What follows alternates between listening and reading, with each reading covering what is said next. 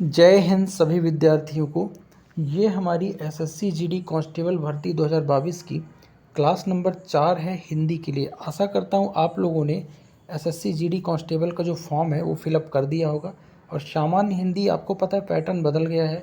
हर subject 20-20 number यानी कि 80 question आपका आएगा, 160 नंबर का यानी 20-20 क्वेश्चन आएगा, जिसमें 20 क्वेश्चन या तो हिंदी का या इंग्लिश का है। तो हिंदी सभी लोगों ने चूज़ किया है, ज़्यादातर स्टूडेंट हिंदी ही चूज़ कर रहे हैं उसमें से। तो जो हिंदी में 20 क्वेश्चन होंगे उनके लिए जो 40 नंबर आएगा उसके लिए हम हिंदी यहाँ पे करा रहे हैं टॉपिक बाय टॉपिक। और ये हमारी क्लास नंबर 4 हिंदी की है। और इस क्लास नंबर 4 में अपन उपसर्ग और प्रत्यय पढ़ेंगे। इसकी पिछली 3 क्लासों को आप प्लेलिस्ट में जाके एसएससी जीडी सामान्य हिंदी प्लेलिस्ट में जाके देख सकते हैं। ठीक है, बिना देरी किए हुए क्लास को शुरू करते हैं। चलो पहले क्वेश्चन से देखते हैं कि उपसर्ग प्रत्यय में जो पहला क्वेश्चन है आपके सामने कुछ इस तरह से लिखा है। इससे पहले मैं आपको थोड़ा सा उपसर्ग और प्रत्यय के बारे में बता देना चाहता हूँ। देखो, एक होता है उपसर्ग, दूसरा होता है प्रत्यय। ठीक है, इन दोनों में सामान्य सा अंतर है। उपसर्ग जो होता है उप से बना है, यानी कि किसी भी शब्द के प्रारंभ में यानी शुरू में जो शब्द लग जाए और कोई नया शब्द बन जाए वो कहते हैं उपसर्ग। प्रत्यय यानी किसी शब्द के अंतिम में कोई शब्द जुड़ जाए उसको बोलते हैं प्रत्यय, अंतिम में जुड़ता है शब्द के। ठीक है, उदाहरण के लिए मैं अगर बात करूं, देखो, तो अगर मैं कहता हूं दूध वाला, क्या बोलता हूं? दूध वाला। तो आप बोलोगे कि बाला एक प्रत्यय है जो दूध के साथ अंतिम में लग गया है। ठीक, अगर मैं यहीं पे बोलता हूं आपका विनम्र, क्या बोलता हूँ? विनम्र। वी एक उपसर्ग है जो नम्र में लगा हुआ है। तो इस तरह से उपसर्ग और प्रत्यय को समझना है। ठीक, अब पहले क्वेश्चन को देखते हैं। पहला क्वेश्चन आपके सामने क्या बोल रहा है कि निम्नलिखित प्रश्न में 4 विकल्पों में से उसका चयन करें जो उपसर्ग का सही विकल्प हो। देखो, इसके लिए मैं आपको उपसर्ग और प्रत्यय पहचानने के लिए एक बहुत सिंपल सा स्टार्टिंग में ही फंडा बता देता हूँ। देखो, कभी भी उपसर्ग या प्रत्यय आपको पहचानना है कि शब्द में उपसर्ग लगा है प्रत्यय, तो सबसे पहले आप मूल शब्द को पहचानो। किसको पहचानो? मूल शब्द को। अब मूल शब्द जैसे ही पहचान लोगे और मूल शब्द को अलग कर लोगे तो आप आसानी से बता पाओगे कि प्रत्यय जुड़ा है कि उपसर्ग अब कौन सा जुड़ा है। देखो, अगर मैं बात करता हूँ इसकी शब्द की, मैं बात करता हूँ ग्रंथकार की। किसकी? ग्रंथकार की। तो ग्रंथकार में मूल शब्द क्या है? ग्रंथ है। क्या है? ग्रंथ। ग्रंथ मूल शब्द है। ठीक, अब कार जो है इसमें जुड़ा हुआ है अतिरिक्त शब्द। अब कार जो है मूल शब्द के आगे लगा है पीछे, तो आप कहोगे सर ये पीछे लगा है। पीछे लगा है तो पीछे लगने वाले शब्द होते हैं प्रत्यय। तो आप बोल दोगे सर इसमें प्रत्यय लगा है, कार प्रत्यय। ऐसे ही अगर मैं अगले शब्द की बात करूँ, हाहाकार, आकार, हाहाकार, यानी कि आपका इसमें भी पीछे का लिखा है, कार लगा है। ठीक, निर्विकार। निर्विकार में अगर आप देखोगे तो एक चीज़ पाओगे कि निर्विकार में विकार होता है आपका मूल शब्द। एक सेकंड, मूल शब्द क्या होगा? निर्विकार में विकार होगा। अब विकार के साथ नी जुड़ा है शुरू में। अब नी अगर कोई शब्द की, अगर मूल शब्द के शुरू में कोई शब्द जुड़ेगा तो उपसर्ग कहलाएगा, पीछे जुड़ता तो प्रत्यय। तो कहीं ना कहीं ये जो निर्विकार है ना, ये उपसर्ग दर्शाता है। और आपसे क्वेश्चन में पूछा है उपसर्ग का सही विकल्प बताइए, तो उपसर्ग का सही विकल्प निर्विकार हो जाएगा, बाकी सब प्रत्यय हैं। ठीक, चलो अब ये आपको मैंने कॉन्सेप्ट समझा दिया है। अब जल्दी जल्दी क्वेश्चन करेंगे। निम्नलिखित में से 4 विकल्पों में से उचित विकल्प चुनो जो सही शब्द का सही प्रत्यय रूप दर्शाए। तो सावधानी आपके पास शब्द है, सावधानी का सही प्रत्यय इसमें से क्या होगा? मैंने क्या बोला? मूल शब्द को अलग कर लो। मूल शब्द इसमें क्या है? सावधान। सावधान मूल शब्द है, प्लस ई इसमें क्या जुड़ा हुआ है? प्रत्यय जुड़ा है, पीछे है तो प्रत्यय है। तो इसका राइट आंसर हो जाएगा ऑप्शन 4। ठीक, ऐसे ही आपको पहचानना है। अगला देखो क्या लिखा हुआ है। अगला लिखा हुआ है निम्नलिखित में से उस विकल्प चयन किए जो उपसर्ग का सही विकल्प नहीं है, यानी कि उपसर्ग ना हो। अगर उपसर्ग का सही विकल्प नहीं हो तो प्रत्यय होना चाहिए, तो अब उसको चुनना है। तो इसमें से निडर देखोगे तो डर मूल शब्द है नी, यानी कि ये तो उपसर्ग है, जबकि अपन को उपसर्ग नहीं चुनना है। ठीक, अगर इसको देखोगे पुष्पित को देखोगे तो पुष्पित में क्या है? पुष्पित, इत इत प्रत्यय लगा है, क्योंकि पुष्प तो मूल शब्द होता है ना, और इत प्रत्यय लगा है, तो यही आपका क्या हो जाएगा? प्रत्यय वाला हो जाएगा। और आपको उपसर्ग नहीं है वही चुनना था। विद्या में विद्या मूल शब्द पर बाहर लगा है तो उपसर्ग हो जाएगा। तो उपसर्ग जो नहीं है वो पुष्पित है, इत प्रत्यय लगा है। तो इस तरह से आपको समझना है और कोई भी क्वेश्चन आपको मैं गलत नहीं होने दूंगा। ठीक है, चलो नेक्स्ट देखेंगे उपसर्ग का प्रयोग होता है, तो आपको पता है कि शब्द के प्रारंभ में, यानी कि आदि बोलते हैं जिसको, आदि मतलब प्रारंभ में उपसर्ग होता है और प्रत्यय जो होता है शब्द के अंत में होता है। अगला क्वेश्चन है कि जो धातु या शब्द के अंत में जोड़ा जाता है उसे क्या कहते हैं, तो धातु या शब्द के अंत में प्रत्यय जोड़ा जाता है। ठीक, नेक्स्ट क्वेश्चन देखेंगे प्रख्यात में उपसर्ग कौन सा है, तो आपको बताना है। तो आप सबसे पहले देखो प्रख्यात शब्द को लोगे, मूल शब्द को अलग करोगे, तो मूल शब्द इसमें क्या है, अब मैं बार बार नहीं बताऊंगा, मूल शब्द आपको निकालना। ख्यात मूल शब्द है, इसमें जुड़ा क्या है, प्रा जुड़ा है, तो प्रा पहले जुड़ा है, उपसर्ग है, यानी कि इसका राइट आंसर हो जाएगा ऑप्शन ए प्रा। ठीक है, चलो नेक्स्ट क्वेश्चन देखेंगे। बहुत ही टिपिकल एक शब्द लिखा है प्रत्युत्पन्नमति। अब प्रत्युत्पन्नमति में आपको कौन सा उपसर्ग है ये बताना है, तो इसका उपसर्ग हो जाएगा प्रति, प्रति उत्पन्नमति होता है, यानी प्रति उपसर्ग हो जाएगा। ठीक, मूल शब्द निकाल लेना। गमन शब्द जो है को विपरीतार्थक बताने के लिए आप किसका प्रयोग करेंगे, तो गमन जो होता है ना, गमन एक प्रकार क्या होता है, शब्द है यानी जाने का, तो गमन का अगर आ लगा दूँ तो आगमन हो जाता है, और आगमन मतलब आने की बात करता है, तो इसका आंसर क्या हो जाएगा, आ। ठीक है, अगले क्वेश्चन की तरफ बढ़ेंगे। प्रतिकूल शब्द में कौन सा उपसर्ग है, तो प्रतिकूल। अब कूल क्या होता है, कूल शब्द है अनुकूल, प्रतिकूल, और प्रति इसमें क्या जुड़ा हुआ है आपका, अतिरिक्त शब्द जुड़ा हुआ है, और शुरू में जुड़ा हुआ है मूल शब्द के, यानी कि क्या हो जाएगा, उपसर्ग हो जाएगा, तो प्रति आपका क्या हो जाएगा, उपसर्ग हो जाएगा। अगला है कौन सा उपसर्ग आचार शब्द से पूर्व लगने पर उसका अर्थ जुल्म हो जाता है, तो आपको पता है कि अत्याचार बोलते हैं, तो अति धन आचार, यानी अति अगर जोड़ दोगे उपसर्ग तो अत्याचार हो जाएगा। ठीक, जुल्म। नेक्स्ट है निम्नलिखित में से कौन सा शब्द जो है कृदंत प्रत्यय है, क्या है, कृदंत प्रत्यय। अब यहाँ पे दो चीज़ें समझना, कृदंत, दो चीज़ें यहाँ पे मैं आपको समझाऊंगा प्रत्यय के बारे में। देखो, एक होता है आपका कृदंत प्रत्यय और दूसरा होता है आपका तद्धति। क्या होता है, तद्धति प्रत्यय। ठीक है, तद्धति। तो आपको इन दोनों में कंफ्यूज नहीं होना है। देखो, कृदंत जो होता है क्रिया, क्रिया के साथ जो लगा होता है प्रत्यय, किसके साथ, क्रिया के साथ, क्री नामक धातु से, वो होता है कृदंत प्रत्यय। और संज्ञा सर्वनाम या विशेषण के साथ, किसके साथ, ये नोट कर लेना, संज्ञा सर्वनाम और विशेषण के साथ जो प्रत्यय लगता है उसको बोलते हैं तद्धति। ठीक है, तो कृदंत और तद्धत में क्रिया के साथ कृदंत, क्रिया के साथ लगने वाला प्रत्यय कृदंत, और तद्धत जो है संज्ञा सर्वनाम और उपसर्ग के साथ। ठीक है, तो यहाँ पे कृदंत प्रत्यय से बना शब्द कौन सा है, तो क्रिया से आपको पहचानना है, यानी क्रिया के साथ कौन सा लगा है, तो आपको पता है कि बेचना होता है क्या, क्रिया होती है, और बिकाऊ, यानी कि बिकाऊ के साथ जो आऊ लगा है ना, वो कौन, बी आऊ, आऊ जो प्रत्यय लगा है वो क्या हो जाएगा, कृदंत हो जाएगा। क्रिया के साथ देखना है आपको।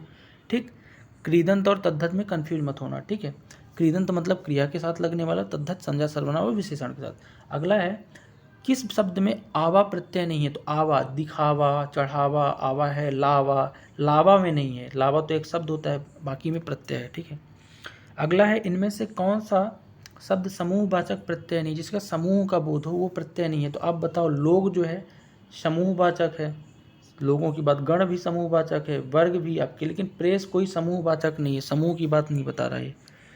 अगला है कि निर्वासित शब्द में प्रत्यय है, तो निर्वासित शब्द में कौन सा प्रत्यय होगा, निर्वासन।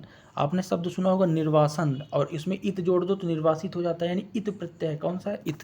तो इस तरह से मूल शब्द और प्रत्यय को अलग करना। ठीक है, अगला है कि लेखक शब्द के अंत में कौन सा प्रत्यय लगा है, तो लेखक, लेख होता है मूल शब्द, मैं बार बार बता रहा हूँ, और उसके साथ क्या जुड़ा है, अक, अक प्रत्यय जुड़ा है, तो अक इसका राइट आंसर हो जाएगा। इस तरह से आप पहचानना। अगला है, एक सेकेंड, अगला है कि अनुज शब्द जो है स्त्रीवाचक बनाने के लिए किसका प्रत्यय का उपयोग करेंगे, तो अनुजा, अनुजा होता है ना, अनुजा। ठीक है, तो अनुजा हो जाएगी छोटी बहन। नेक्स्ट है सुत शब्द को स्त्रीवाचक बनाने के लिए आप किस प्रत्यय का प्रयोग करोगे, सुता, सुत होता है, सुता होता है, सुत जो होता है पुत्र, सुता जो होता है पुत्री। ठीक है, तो आप प्रत्यय जोड़ोगे तो सुता बन जाएगा, ये सब ध्यान रखना। अगला है स्पृश्य शब्द को विलोमार्थ बताने के लिए किसका उपयोग करेंगे, तो आपको पता है अस्पृश्य होता है, अस्पृश्यता शब्द सुने ही होगे, अस्पृश्य होता है, इसलिए आ जोड़ोगे। अगला क्वेश्चन है कि व्यवस्था से पूर्व कौन सा उपसर्ग लगाएं कि उसका अर्थ विपरीतार्थ हो जाए, यानी व्यवस्था में अव्यवस्था, यानी आ लगा दो तो अव्यवस्था बन जाता है और विपरीत हो जाता है, तो आ इसका राइट आंसर हो जाएगा। अगला देखिए कि निम्नलिखित में से किस शब्द में प्रत्यय का प्रयोग हुआ है, आपको ये बताना है। तो मैंने क्या बोला, मूल शब्द अलग कर लो तो पता चल जाएगा, पीछे जो लगा हुआ वही प्रत्यय, विकल, विकल में बी है, अक्कल शब्द है यानी कि ये उपसर्ग है, तो ये तो नहीं होगा प्रत्यय। अलग, अलग भी अ उपसर्ग है, ये भी प्रत्यय नहीं होगा। पुलक, पुलक भी पु उपसर्ग है, प्रत्यय नहीं होगा। लेकिन धनिक जो है ना, धन होता है इसका मूल शब्द और इक होता है प्रत्यय यानी पीछे लगा है, तो यही आपका राइट आंसर हो जाएगा।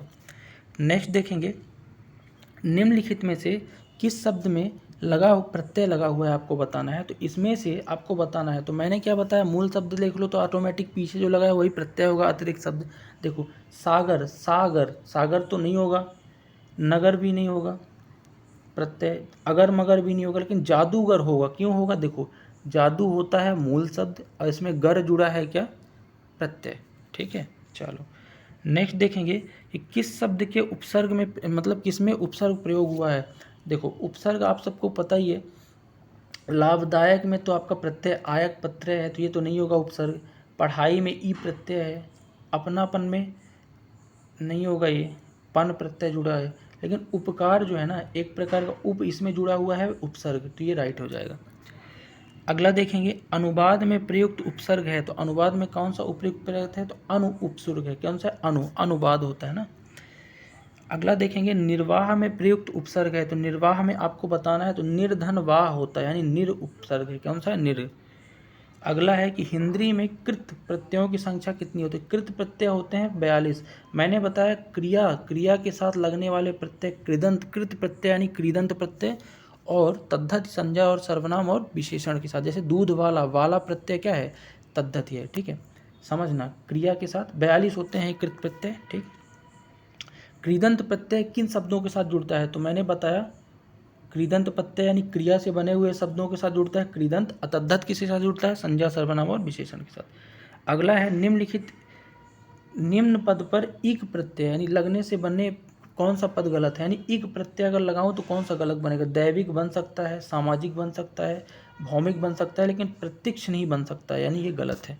ठीक, अगला है, किस शब्द की रचना प्रत्यय से हुई, इनमें से बताना है। तो अभियोग क्या प्रत्यय नहीं है, व्यायाम भी उपसर्ग है, अभियोग भी उपसर्ग है, अपमान भी उपसर्ग है, यानी कि इसमें से कोई प्रत्यय नहीं है। ठीक है, अगला क्वेश्चन देखेंगे, धुंधला शब्द में प्रयुक्त प्रत्यय है, तो धुंधला शब्द में कौन सा प्रयुक्त प्रत्यय है आपको बताना है।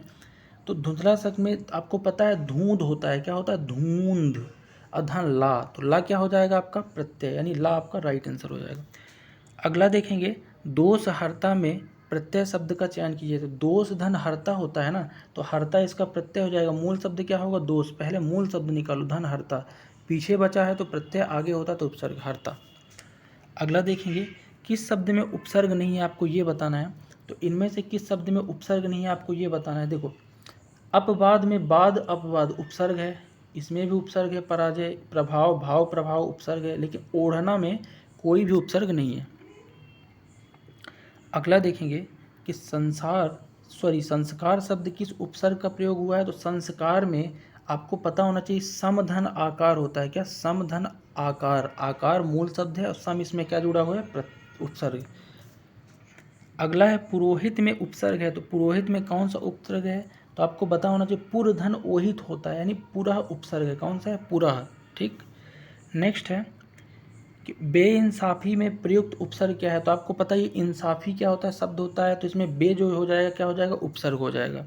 ठीक, निम्न में से उपसर्ग रहित शब्द आपको बताना है।